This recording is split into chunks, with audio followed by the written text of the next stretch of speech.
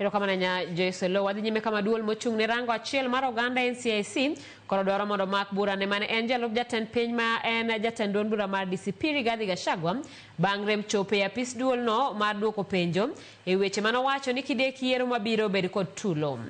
Jakom mar duol no Laktar Samuel Kobia owacho ni nyaka sani gisecholo ng'ur e wi wachno e apis mar jomin buche kabedo yango ni gisechako timo nonro e wi jaod bura matiati William Kamket e wi gino mawachore ne siayo tulo e kinde ng'anyo mar rowere pachoka.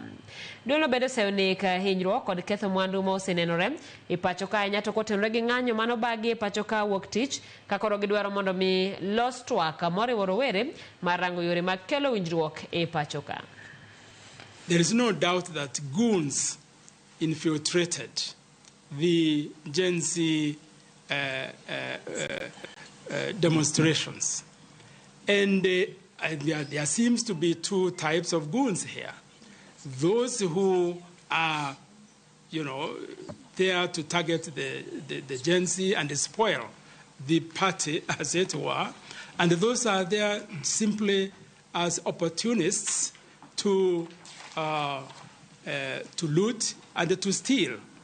But there are also political opportunists who see this as an opportunity for them to try and gain and attract the Gen Z for their own political ends.